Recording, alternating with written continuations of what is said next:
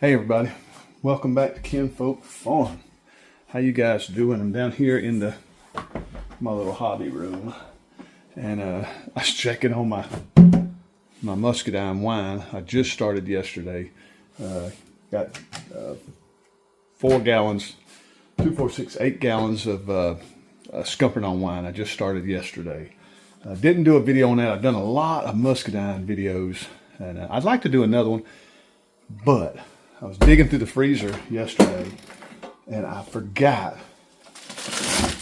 that we have 2 gallons of strawberries, frozen strawberries. I've done a pineapple wine video. You can search that. It's awesome. One of our all-time favorites. But never done a strawberry wine making video. So I think we're going to do a strawberry wine making video. It's going to be pretty simple. Probably a long video because it takes about 2 months to make this stuff. And I'll tell you up front, I've made 2 batches of strawberry wine before at 2 different times. And both batches of strawberry wine blew the corks. Both. That's the only fruit I've ever fermented that came back and blew the corks at the very end when we back sweetened. So we're going to do it a little different this time and pray that we don't blow our corks at the end. And if I do, I will make sure to be honest and show you guys that we did. But it actually blew a few, and we pulled the corks on the rest before we lost them all. I think we ended up losing 3 or 4 bottles on the first batch and maybe 3 or 4 on the second batch. But the corks would be about half blown out. So we just took them outside on the back of my truck, pulled the corks. They spewed everywhere just like shooken up champagne.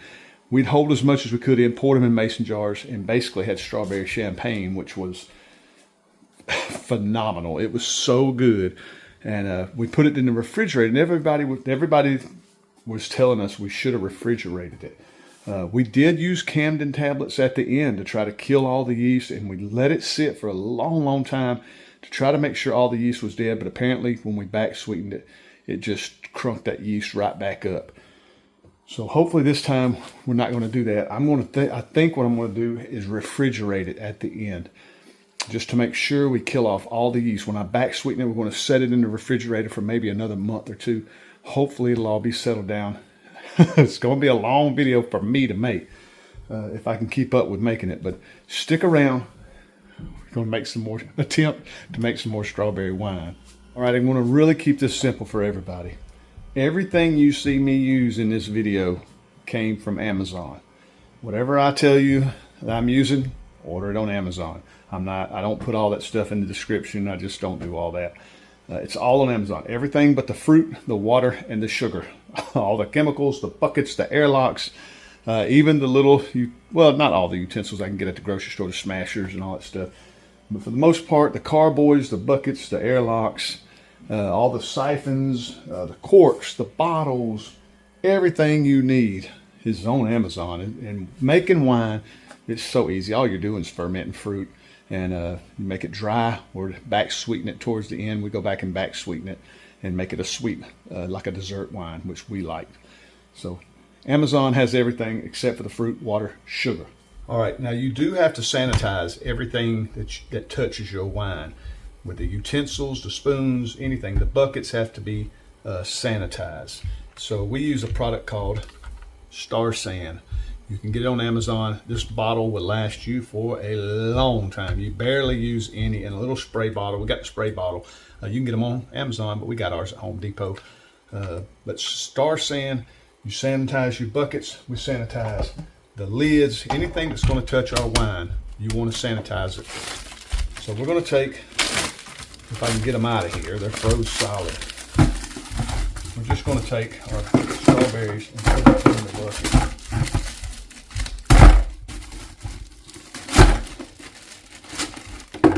And I got to let them thaw overnight. That's all we're going to do, let them thaw overnight.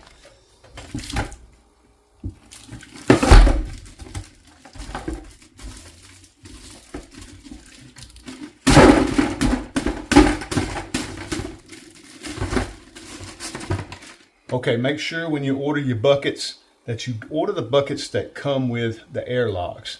If they don't come with airlocks, you'll have to order airlocks separate. But I always like to get the buckets that come with the airlocks. And what the airlocks does is you fill them full of water. They have little air holes on the top.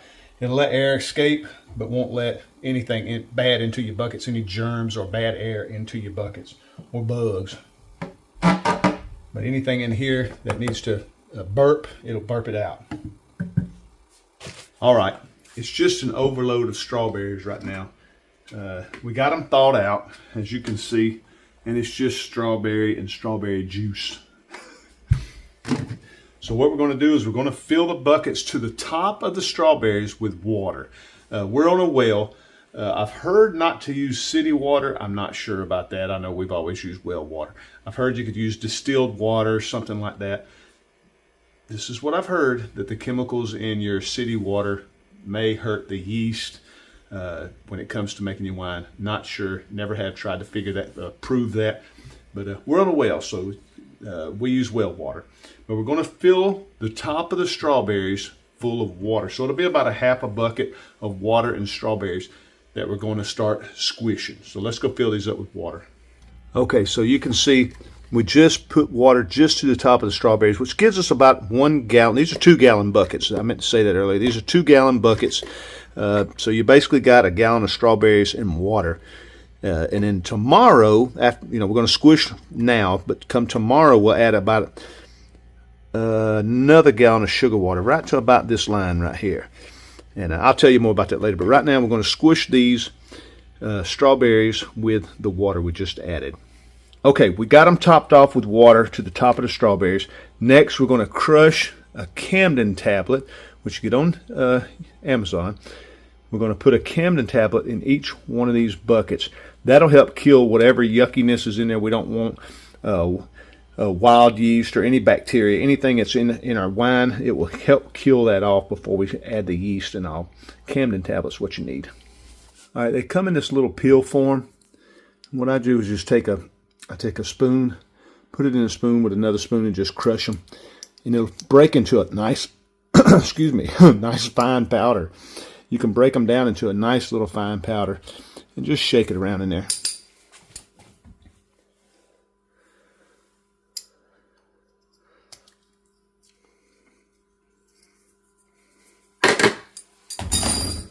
Then we'll start our squishing. And we want to squish these strawberries up really well, break all this stuff up. All right. Well, it's been 24 hours. We're going to add our chemicals to our crushed fruit. The Camden tablet should have done its job and killed whatever wild junk we have in there growing that we don't want. We're going to add some pectic enzyme, some acid blend, and some yeast nutrient. We're going to do, for our yeast nutrient, we're going to put in 2 teaspoons per bucket. I just sort of sprinkle it around, and I don't even fool with it whatsoever until after I add my sugar water and my yeast. Next, we'll add a half a teaspoon of pectic enzyme. And I basically just guess. With a teaspoon, I just put a half. And last, we'll add a teaspoon of acid blend.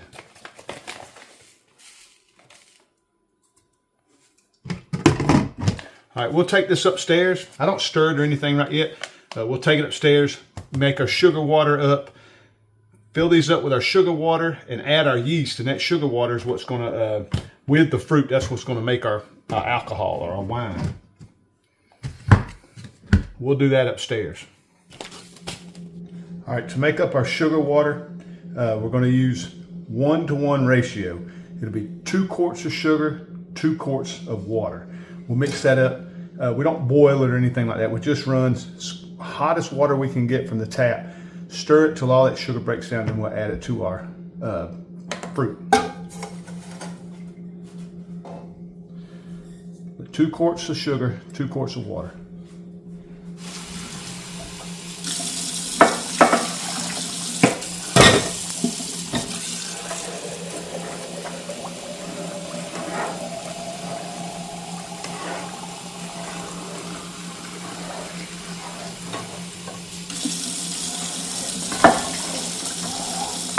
All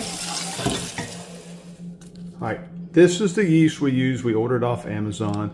It's the Lalvin K1 V1116.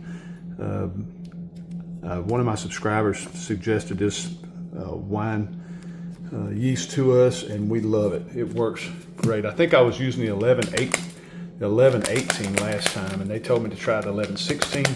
We haven't went back. We love it. It works great. It does an awesome fermentation process. It really gets this fruit kicking.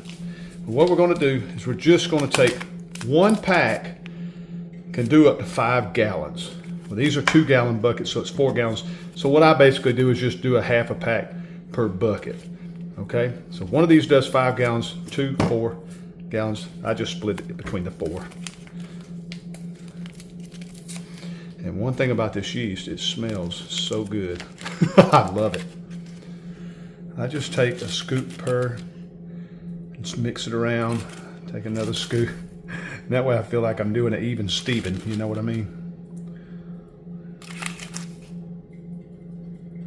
And I just alternate back and forth.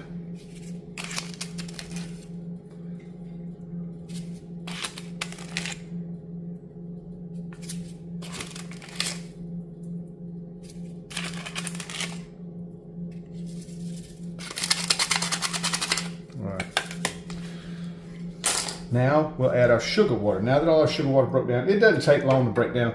You don't have to boil your water. I think if you get this too hot with that yeast in there, you'll kill your yeast. So we just use scalding, hottest water we can get from the tap. And what we do is we put our sugar water in with our fruit. We try not to get it to the top, which I hardly ever do. You basically want it right about here. You can see where it's right about an inch below the top, because as this stuff starts fermenting, it's going to push that fruit up, and it will actually go to the top, and it'll start pushing up through this, through your airlock, and it'll be a huge mess. And it can squish out around the sides. It'll be so much pressure, it just pushes all the fruit out and makes a huge mess, and you don't want that. So you want to leave some headspace.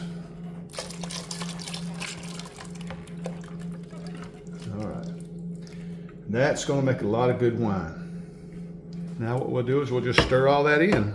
All the chemicals, the yeast, the sugar water, the fruit, we'll give it a good stir. And starting tomorrow, we will open these caps up, open these lids up, and there should be a cap, what they call a cap. It'll be all that fruit pushed to the top, and it'll make a nice thick cake-looking substance on top. All that fruit will be pushed to the top. We'll break that cap and stir it every day till the yeast quits working or the yeast dies out. And you'll see a difference. I'll show you in the video. You'll see a huge difference when the yeast is working and alive and the fruit's being fermented in the sugar water than when it's dead. Once that fruit, that yeast dies, you'll see a huge difference. And then you can start tasting it. And it'll be real good. All right, we're making wine. I'm gonna clean some of this yucky stuff off around the rim that I left from last night. We'll put the tops back on them and take them downstairs. All right, well, this is the next day. What we're gonna do now is open the lids, and I'll show you the cap on the inside. We're gonna break that cap, give it a good stir, and we'll be doing this, I always say every day, but it never ends up being every day, every other day, more than likely. But it's good to do it every day. Break that cap, stir that wine up, get it all stirred up, and until the fermentation stops. You'll see a difference when that yeast starts to die off. You'll see that the cap won't be there for one thing. It'll be everything will be down on the bottom, and you'll just have a little bit of stuff floating on top. So you'll see a huge difference when the wine or the fermentation is over. Now you can see that nice thick cap. It's kind of like a cake on there. And what we're going to do is we're just going to break that and look at all that foam. That foam is the yeast working. It is making our wine. And what we're going to do is just break that cap. Look at that. That's working great. I'm just going to give it a little stir off the bottom. And that's it. We'll do this every day or so until the fermentation's done. All right. Well, it's been well over a month since I've looked in these buckets. I actually almost forgot about them. We went on a long vacation and I totally forgot about them. We have stirred them. We stirred them for the first few weeks and everything sort of died down. I showed you guys what it looks like during the fermenting process. But it's actually wine now. Once it gets done fermenting, everything settles to the bottom, it's wine. Let me show you what it looks like. You see everything sort of settled. Well, everything actually settled to the bottom. So we got to get all that out and get ready to start clearing this up. And you can actually taste it now. It's, like I say again, it's wine. It's just really, really dry. Yeah, it's not too bad. It's really, really dry. If you like a dry wine, it's ready to go. And now what I use to clear these, to get this fruit out, I just use some little strainers, a couple little strainers. I'll scoop with one, mash with the other. Now, a lot of people are going to comment and say, why didn't I use a fermenting bag or one of those bags that you put in here so you could just pull the whole bag out, squeeze the juice out? I've never used those. I said I was going to use them on this batch, but I never got around to buying any. But this is the way I've always done it with all our muscadines, our plum, our apple, any type of wine I make, I do it just like this. I would like to start using the fruit bags, but just never got around to using them. You can if you like. They sell them on Amazon as well. All right, again, we're just trying to get out all this old strawberry. And we'll put it in our glass carboy, our 3-gallon carboy, and it'll settle out. We're not going to get all of it. We're going to try to get the majority.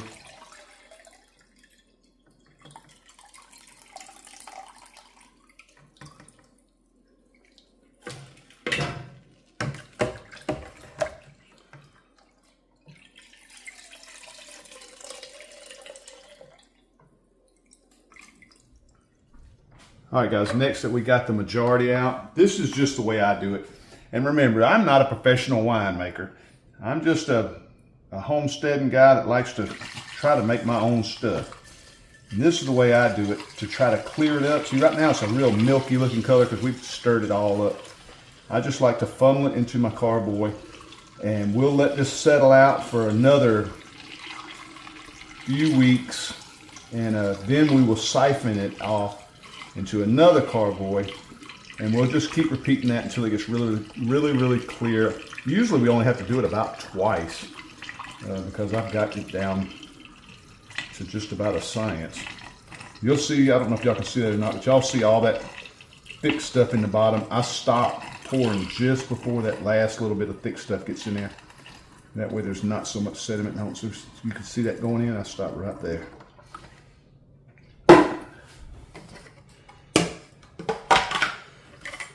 Then we'll do the other. And not sure if this will top off a full 3 gallons. The last batch of muscadine I just made didn't quite fill the entire jar up. You can top it off with water if you like, but to me it just weakens the alcohol content. It just weakens your wine. So I don't top it off. There's no need to actually. Because it will not go all the way to the top.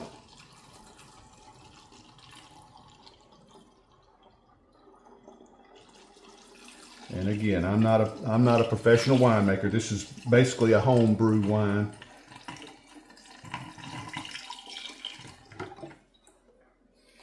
That's it. We'll put our little stopper on there, put an airlock, and we'll let that sit for a few weeks until it clears up, and I'll show you all that here in just a second. All right, well, it's been a while. We've had this down here settling for a long time. Actually, it's sort of out of sight, out of mind. It's down here in my little hobby type room where I keep all my hobby stuff.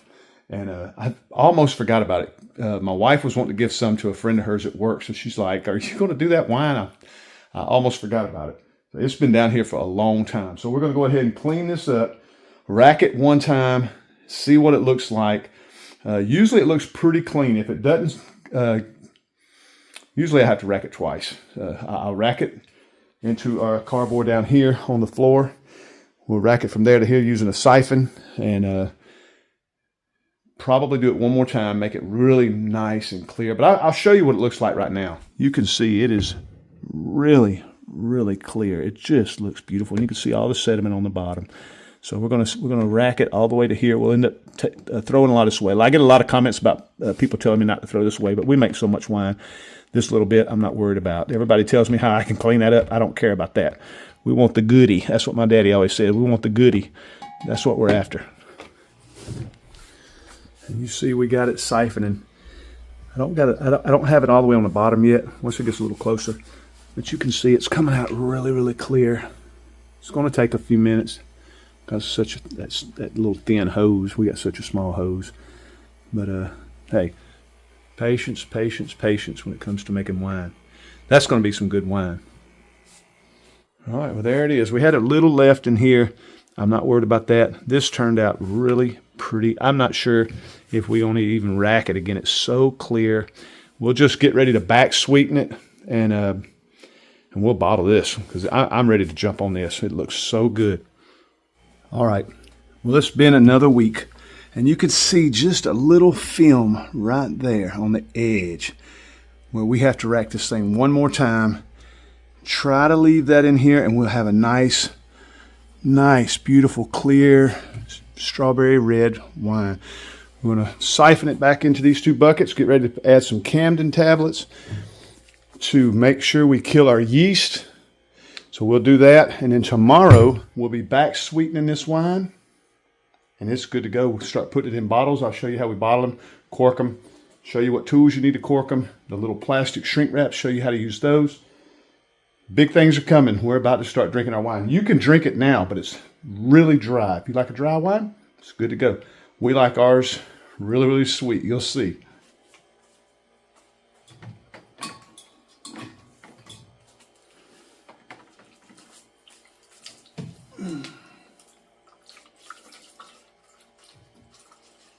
Next, we're going to add our Camden tablet. We're just going to crush it with a spoon and spread it around inside here. And give it a little stir, and that will kill the yeast. And you want that yeast to be killed before we add our sugar water. If not, you're just going to feed that yeast, and it'll re-ferment and blow the tops out of your bottles. I say that because we've had that happen. And actually, I've made this strawberry wine twice, and it's blown. I've had some blow the tops twice. It's the only fruit that I've had blow the tops. So what we've learned is to refrigerate it as soon as you get done bottling. We'll put it in our little wine refrigerator when we're done and keep it nice and cold in there and see what happens.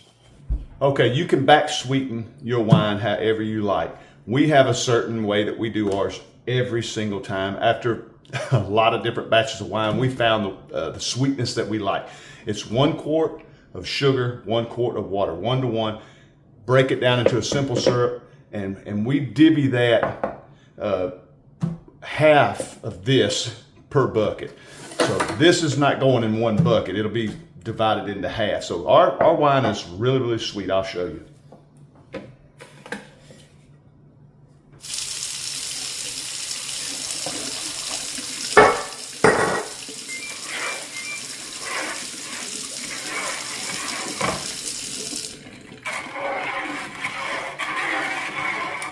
We'll just stir this with hot water from the tap, not boiling water. We don't use boiling water. We use hot water from the tap, as hot as we can get it, and it'll break that sugar down, and it'll be just perfect for our wine. Like I say, this is our wine. Now I'm going to have a lot of comments. I always get a lot of comments. I get a lot of comments. You should have done this. You should have done that. You didn't do this right. You didn't do that. I have made so many. I don't even know how many batches of wine we've made so far, and it always turns out great every time. It's nice and clear. Very high alcohol content, and which I never measure, and really, really sweet. We like our wine really sweet, and we give it away a lot to our neighbors, co-workers at work, and they absolutely love it, and they beg for more. So, like I say, if you have a comment about the way I do this, send it. That's great, but I'm not going to change a thing. This always works out great for me. Now basically all I do is I just split it up half and half, and you can taste it as you or adding your sugar water. You can taste it to see if it's whatever sweetness you prefer. If you want it super sweet, if you want it just semi-sweet, you can taste it as you go, and that's always fun.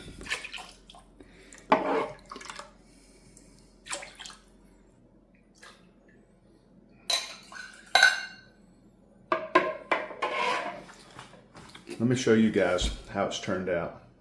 Can you see how clear that is? So clear. Really, really nice. Smells great.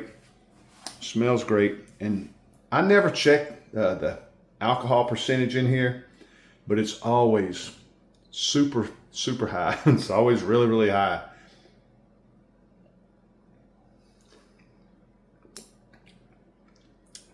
My gosh. That is so good. And you can feel that little heat going down. It's so good. All right, we got our bottles set up on the floor. We got our wine ready. We're going to take the tops off. Now what you're going to need with your siphon is you're going to need what's called a bottling wand. It's got a little plunger. Let's see if I turn it this way. Little plunger right there comes out, and you will put it in the bottom of the bottle. It'll fill it. As soon as you lift it up, it cuts the flow of wine off, so you don't spill a bunch when you're going from bottle to bottle. It's called a bottling wand. You're going to want one of those. Now we'll just fill our bottles, and you'll see as it reaches higher to the top. Once I get about that curve, it'll drop down when I pull the wand out, but I try to fill them to about the neck.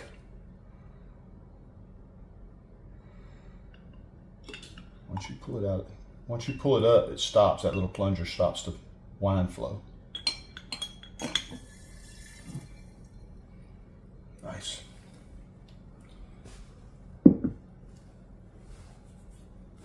Okay, next thing you need after we got our wine bottle is a corking tool. You're going to want one of these to put our corks in our bottles. And the size corks, you can get a bag of 100 for, I don't know, it's really, really cheap. But you can get a bag of 100 on Amazon for really cheap. I use the number 8. I think there's 2 or 3 different sizes. I've always used number 8. They're super tight. Never had any leak problems or anything like that. Number 8 corks and a corking tool. Okay, the way you do this, take your corking tool, and we sanitize our corks too. We spray them with the sanitizer as well. Everything's sanitized. Put your cork right in that little hole there. Push it, and just, you hear that seal, and it locks it right down. Looks great.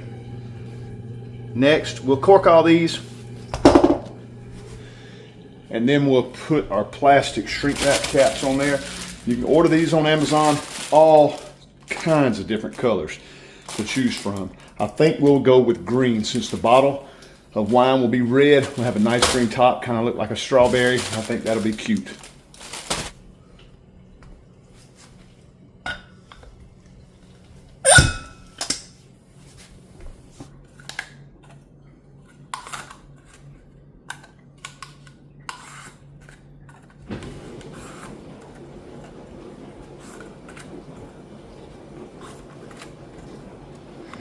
All right, well, there's the final, the final product. This is just all the strawberry, and this is a batch of Scuppernong muscadine grapes. I was doing on the side at the same time. I just thought I'd show you guys. I had 2 batches of Scuppernong going and 1 batch of strawberry. Come up with 11 jars, crystal clear, just, and taste absolutely amazing. I've been over here while I'm bottling. It takes a little time, so I sit and it is so good. And that's on the sweet side. Now, we like it sweet. I say again, as you're back sweetening, if you do, as you back sweeten, taste it as you go and see how you like it. We like ours pretty sweet. So it's really, really good. Absolutely love it. Next clip, I'll show you how, oh, I forgot one of my caps. I got to go back and get one. I'll show you how we shrink wrap these little plastic shrink wrap caps on here to make them look really nice. The way I do it is the cheapest way. There's a lot of different ways to do it. They sell these little heat guns and all this junk. You don't need all that. I'll show you how I do it. Okay, the easiest way that I've found to shrink wrap these little shrink wrap caps on here is just using hot water. Bring your water to a boil and just take it off the eye. You don't want to play with it while it's boiling. Just take it off the eye. And what we do is we take and just hold it right at the edge and just slowly dip it in. And there you go. It comes out perfect. Super, super easy. And you can do the whole batch like that. You don't have to buy a heat gun, any of that other junk they try to sell you. This is super easy.